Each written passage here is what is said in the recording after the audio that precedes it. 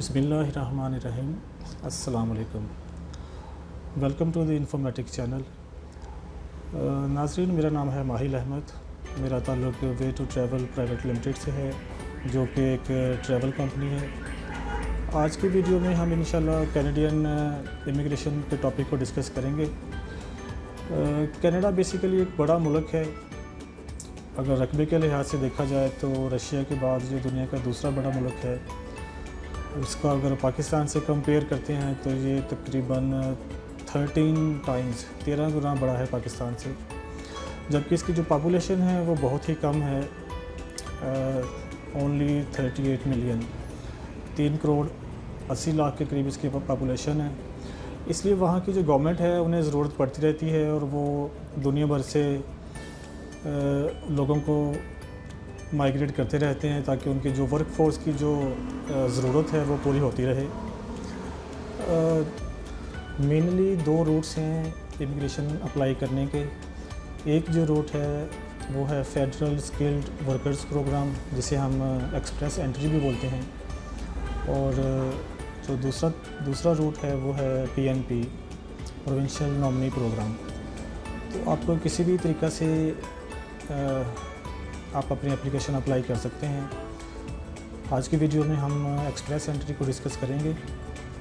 इनमें डिफरेंस थोड़ा सा ये होता है कि फेडरल स्किल्ड वर्कर्स प्रोग्राम के तहत अगर आप कनाडा में आते हैं तो आप किसी भी प्रोविंस में, किसी भी सिटी में आप सेटल हो सकते हैं, आप पर कोई रेस्ट्रिक्शन नहीं होगी। लेकिन अगर आप प्रोविंशियल नॉमिनी प्रोग्राम के तहत कनाडा में आते हैं तो आपके लिए 2 साल कम से कम, और ये अगर आपने बाद में नेशनैलिटी अप्लाई करनी है तो ये तकरीबन आप इसको 5 साल तक लेके जा सकते हैं। यानी कि 2 से 5 साल आपको उसी प्रोविंस के अंदर स्टे करना पड़ेगा। बाकी थोड़ा सा और डिफरेंस भी है कि जो फेडरल की जो रिक्वायरमेंट्स हैं वो थोड़ी सी ज़रा टफ़ होती हैं, प्रोविंशियल की जो रिक्वायरमेंट्स हैं वो कम होती हैं, वो इजी होता है compare to federal skilled workers program. तो ये आपने देखना है कि आप किस रूट के ज़रिए यहाँ पर आना चाहते हैं, किस तरीके से यहाँ पर आना चाहते हैं। इसमें जो इसका जो तरीका है, अगर इसको हम स्टेप्स में डिवाइड करें तो जो सबसे पहला तरीका है उसमें आपने ये चीज़ फाइंड करनी है कि जो स्किल रिक्वायर की जा रही है, आया कि आपका प्रोफेशन जो है उसमें उस कैटेगरी में फॉल करता है। लाइक कि अगर डॉक्टर्स के लिए वहाँ पर उन्हें एप्लीकेशन उन्होंने रिसीव करनी है, तो आप सबसे पहले अपना जो स्किल है वो फाइंड करेंगे। उस स्किल को फाइंड करने का एक तरीका है, इन्होंने क्लासिफिकेशंस की हुई हैं, तकरीबन 500 के करीब प्रोफेशंस की इन्होंने क्लासिफिकेशंस की हुई हैं। एक लंबी लिस्ट है जिसमें तकरीबन बहुत सारे जो प्रोफेशंस हैं वो रिक्वायर करते हैं, और उसका डिस्क्रिप्शन का जो लिंक जो डिस्क्रिप्शन में मैं दे दूंगा, आप उससे अपना जो क्लासिफिकेशन है आपकी प्रोफेशन की वो आप उससे वहाँ से निकाल सकते हैं। इसमें सबसे पहले जिस वक्त आप अपनी वो स्किल निकाल लेंगे, स्किल निकालने के बाद अगर तो वो उसमें मौजूद है तो आपने अपना स्कोर कैलकुलेट करना है। स्कोर कैलकुलेट करने के लिए कोई 6-7 चीज़ें हैं जो वो आपसे पूछेंगे। क्वेश्चंस आपके सामने वेबसाइट पर आएंगे, आपने उनके आंसर्स करने हैं, तो वो आपका एक स्कोर कैलकुलेट होगा जिसे CRC स्कोर बोलते हैं, यानी कम्प्रीहेंसिव रैंकिंग सिस्टम। इस जैसे वो आप अपना स्कोर निकालते हैं, निकालने के बाद आपको पता चल जाएगा कि आप एलिजिबल हैं या कि नहीं हैं।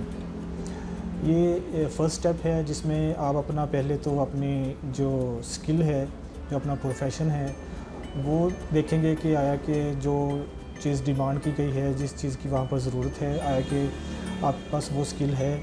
और दूसरा आपने अपना जो स्कोर है CRS कम्प्रीहेंसिव रैंकिंग सिस्टम जो स्कोर है वो आपने चेक करना है कि वो आपका स्कोर कितना बनता है। अगर आपका स्कोर उनकी रिक्वायर्ड जो क्राइटेरिया है उसको मीट करता हुआ या उससे अबव हुआ तो आपके सामने एक मैसेज आएगा कि आप एलिजिबल हैं, इसके लिए आप अप्लाई कर सकते हैं।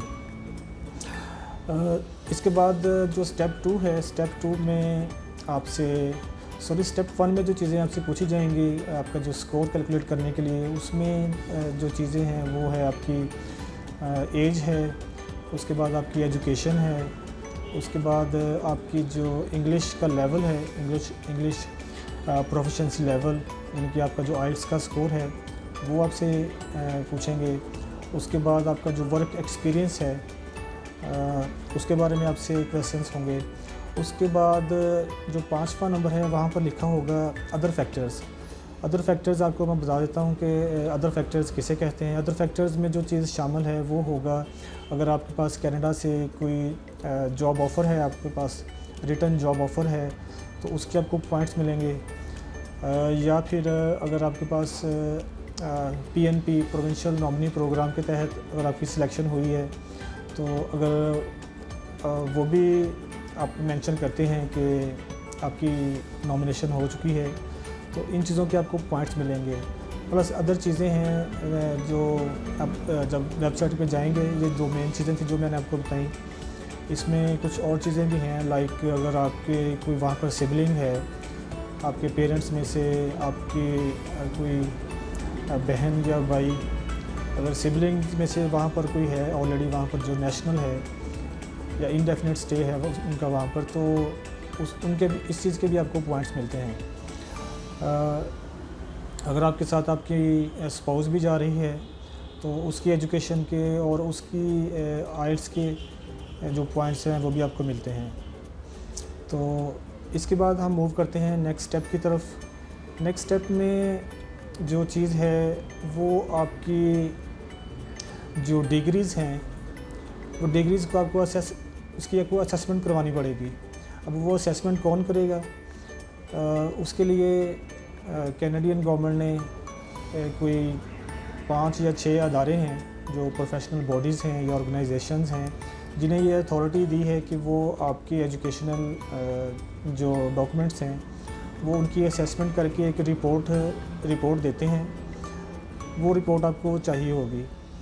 तो आपने ये काम करना है कि अब इसका भी एक तरीक़ाकार है कि वो आपने किस तरीके से वहाँ पर पहुँचाने हैं। वो आप डायरेक्टली अगर ख़ुद से उन्हें पोस्ट करेंगे तो वो उसको एक्सेप्ट नहीं करेंगे। तो आपने अपने यूनिवर्सिटी से या हायर एजुकेशन कमीशन से उन्हें डायरेक्टली वहाँ पर भिजवाना है जिसको वो एक्सेप्ट करेंगे। अगर आप डायरेक्टली अपने होम एड्रेस से या ऑफिस से उसको भिजवाते हैं तो वो उसे एक्सेप्ट नहीं करेंगे। तो उसकी कुछ फ़ीस होती है, अराउंड $300 के करीब उसकी फ़ीस होती है। उसमें एक और चीज़ भी है कि ये कोई 5 या 6 किस्म के अदारे हैं, ऑर्गेनाइजेशंस हैं। आपने ये चेक करना है कि आपका जो प्रोफेशन है वो आपको किस ऑर्गेनाइजेशन को अपने डॉक्यूमेंट्स भेजने चाहिए, क्योंकि वो डिफरेंट हैं। वो आपको पता चल जाएगा जिस वक्त आप वेबसाइट पर चेक करेंगे तो वो आपको पता चल जाएगा कि मुझे इस ऑर्गेनाइजेशन को अपने डॉक्यूमेंट्स हैं वो फॉरवर्ड करने चाहिए। तो ये जिस वक्त 2 चीज़ें आपके पास हो जाएंगी। एक, अगर आपने आइल्स नहीं किया हुआ उस वक्त तक तो उसकी कोई मतलब परेशानी वाली बात नहीं है। आप आइल्स वहाँ पर एक टूल होगा, आप रफली अपना जो आइल्स का स्कोर है वो उसमें आप एंटर कर सकते हैं, जो जिससे ये होगा कि आपको ये अंदाज़ा हो जाएगा कि आप एलिजिबल हैं या कि नहीं हैं। लेकिन आपको अगर आप इंटरेस्टेड हैं तो आपको फ़ौरन इसके लिए जो आइल्स का जो नेक्स्ट टेस्ट होगा, चाहे आप उसको महीने बाद या 2 महीने बाद, जितना भी टाइम आपको चाहिए कि उसकी प्रेपरेशन के लिए आप उसको बुक कर सकते हैं। लेकिन फॉर द टाइम बीइंग आपको ये चेक करने के लिए कि आया कि आप एलिजिबल हैं या नहीं हैं, आप उसी वक्त वहाँ पर एक टूल है, आप उसमें अपना रफ़ जो है जो स्कोर है वो एंटर करके उसको चेक कर सकते हैं। नाज़रीन, जो तीसरा स्टेप है, तीसरे स्टेप में आपको अपना एक प्रोफाइल बनाना पड़ेगा। वो जो लिंक है वो अब मैं डिस्क्रिप्शन में डाल दूँगा, आप वहाँ से चेक कर सकते हैं। आपको अपना एक प्रोफाइल बनाना पड़ेगा जिसमें जो सारी इन्फॉर्मेशन अब तक आपने इकट्ठी की हैं, आपके जो ECA की रिपोर्ट है, यानी जो आपका एजुकेशनल क्रेडेंशियल असेसमेंट की जो रिपोर्ट है वो हो गई, और उसमें आपका जो आइल्स का जो आपका जो रिज़ल्ट कार्ड होगा वो हो गया, और जो बाकी चीज़ें हैं सारी एजुकेशनल आपके जो डॉक्यूमेंट्स होंगे, वर्क एक्सपीरियंस, वो सारी चीज़ें आपने अपने प्रोफाइल में वो अपलोड करनी है, और जो जितने भी उसमें क्वेश्चंस होंगे आपने उनके आंसर्स करने हैं, और इसके बाद आपने उसे सबमिट करना है। जैसे ही आप इसको सबमिट करेंगे तो आप जो एप्लीकेशन है वो क्यू में लग जाएगी, उसको वो देखने के बाद आपको रिप्लाई करेंगे कि आप आया कि आपको पूल में शामिल किया जाएगा या नहीं किया जाएगा। लेकिन अगर आपकी रिक्वायरमेंट्स पूरी हैं तो वो आपको पूल कर लेते हैं, उसके में पूल में शामिल कर लेते हैं। इसको अप्लाई करने के बाद, अपने प्रोफाइल को एक्टिव करने के बाद, सबमिट करने के बाद आपने वेट करना है। एवरी 2 वीक्स कैनेडियन जो गवर्नमेंट है वो एक कह लें कि एक ड्रॉ के ज़रिए मुख्तलिफ़ लोगों के इन्विटेशंस भेजते हैं। फ़र्ज़ करें अगर उनका जो ड्रॉ है उसमें जो रिक्वायर्ड स्कोर है, लाइक फ़र्ज़ करें वो 5 है, और आपका जो स्कोर है वो 5 से थोड़ा ज़्यादा बन रहा है, 5.2, 5.3, 5.5, तो आप भी उस लिस्ट में ऑटोमेटिकली शामिल हो जाएंगे, और आपको भी एक इन्विटेशन आएगी, इन्विटेशन टू अप्लाई। तो उस वक्त आपने फिर अपने जो डॉक्यूमेंट्स हैं अपने वो सारे अप्लाई करने के लिए आपने वो सारे डॉक्यूमेंट्स जो हैं वो भिजवाने हैं। इसमें कुछ एडिशनल चीज़ें भी होंगी, लाइक पुलिस क्लियरेंस सर्टिफिकेट आपसे रिक्वायर किया जाएगा। आपकी जो बैंक स्टेटमेंट है, आपके पास जो फंड्स हैं जो आप साथ लेकर जाएंगे, वो आपने लास्ट 4 to 6 मंथ्स की जो बैंक स्टेटमेंट है वो भी आपने अपलोड करनी है। और इसके अलावा जो आपका बायोमेट्रिक्स होंगे, उस वक्त बायोमेट्रिक्स होंगे, और आपका जो मेडिकल है वो भी होगा। ये चीज़ें एडिशनल उस वक्त आपने वहाँ पर अपलोड करनी है। तो इसके अलावा मैं आपको कुछ चीज़ें इसमें ऐड कर देता हूँ कि कुछ लोग पूछते हैं कि जॉब ऑफ़र लेटर जो है वो किस तरह से लिया जाए। तो उसमें बहुत सारी कंपनीज़ हैं वो वक्तन फ़वक्तन अपनी जो जॉब्स हैं वो उन्हें पब्लिश करते रहते हैं। मैं काफ़ी सारे जो लेटेस्ट जो जॉब्स हैं जिसमें अमेज़ॉन हो गई, शॉपिफाई हो गया, वॉलमार्ट और बहुत सारी बाकी जो कंपनीज़ हैं जो मेरी नज़र से गुजरी हैं वो मैं डिस्क्रिप्शन में उनके लिंक्स डाल दूँगा। तो आप जो जॉब्स हैं उसमें चेक कर सकते हैं। उन्हें बहुत सारे ट्रक ड्राइवर्स चाहिए, बाज़ लेबर लेवल की जॉब्स के लिए भी वो उन्हें ज़रूरत होती है, लेकिन वो आपने चेक करना है कि आपके पास कौन सी स्किल है। ट्रक ड्राइवर्स, बुचर्स, इस तरह की जो जॉब्स होती हैं वो भी निकलती रहती हैं। वो आपने खुद से चेक करना है कि आप एलिजिबल हैं, आप जा सकते हैं। आपकी जो बाकी जो चीज़ें हैं, आइल्स वगैरह का जिस तरह स्कोर हो गया, एजुकेशन है वो अगर आप पूरी है तो आप इन जॉब्स के लिए भी अप्लाई कर सकते हैं। इनमें थोड़ा आपको स्कोर चाहिए होता है, इतना ज़्यादा स्कोर की ज़रूरत नहीं होती। ये सारी जो चीज़ें हैं ये मैं नीचे आपको डिस्क्रिप्शन में लिंक्स दे दूँगा, आप वहाँ से चेक कर सकते हैं कि जॉब ऑफ़र लेटर है वो कैसे हासिल किया आप कर सकते हैं। नाज़रीन, आपको मैं स्क्रीन पर ले चलता हूँ आपकी आसानी के लिए। इसमें आप देखें कि 4 स्टेप्स हैं, step 1, step 2, step 3, step 4। 3 step मुकम्मल करने के बाद जिस वक्त हम अपना प्रोफाइल सबमिट कर देंगे उसके बाद हम आएंगे 4 स्टेप पर। 4 स्टेप बेसिकली है कि आपको एक ईमेल रिसीव होगी for invitation to apply for permanent residence. 3rd step में जिस वक्त हम अपना प्रोफाइल सबमिट कर देंगे, सबमिट करने के बाद हम वेट करेंगे। अगर हमारा नाम ड्रॉ में निकल आता है जो एवरी 2 वीक्स होता है, उसमें अगर हमारा नाम शामिल है तो हमें ये इनविटेशन आएगी जिसमें हमें ऑफ़र की जाएगी कि हम अप्लाई करें फॉर परमानेंट रेजिडेंस, और इसमें हमारे पास 60 डेज़ का टाइम होगा। आप ये चेक कर सकते हैं कि you will have 60 days to submit your application for permanent residence. और इसके लिए जो भी रिक्वायर्ड डॉक्यूमेंट्स होंगे वो आपको स्कैन करके अपलोड करने होंगे। चलिए हम इस पर क्लिक करते हैं, अप्लाई फॉर परमानेंट रेजिडेंस। आप देखेंगे कि अगले पेज पर जो ऑप्शंस आ रही हैं वो पहली ऑप्शन है fill out the online form, second option है scan and upload the documents, third है pay your fees, submit your complete application, number 5 है आफ्टर यू अप्लाई। तो इसमें मैं आपको एक चीज़ बता दूं कि जिस वक्त आपने अपने सारे डॉक्यूमेंट्स अप्लाई करने हैं, अपलोड करने हैं, तो जो आपकी बैंक स्टेटमेंट है उसमें जो फ़ंड्स हैं वो कितने होने चाहिए वो पर पर्सन के हिसाब से होते हैं। वो मैं आपको बता देता हूँ कि वो कितने होने चाहिए। जितने ज़्यादा पर्सनस होंगे, लाइक ये देखिए आप, नंबर ऑफ़ फैमिली मेम्बर्स अगर 1 है तो जो फ़ंड्स रिक्वायर्ड हैं इन कैनेडियन डॉलर्स वो है $12,960 जो आपने मेंटेन करने हैं अपनी बैंक स्टेटमेंट में।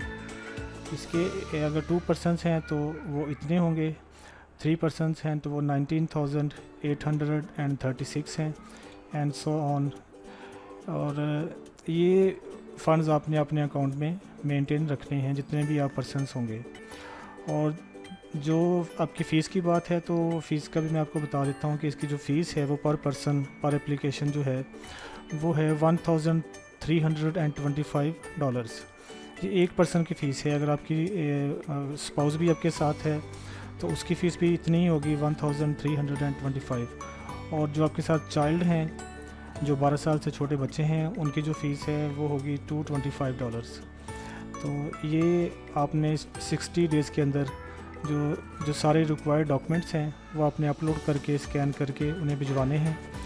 तो इसके बाद वो आपसे आपके जो अप्रूवल के बाद वो आपसे आपके जो पासपोर्ट है वो आपसे रिक्वायर करेंगे।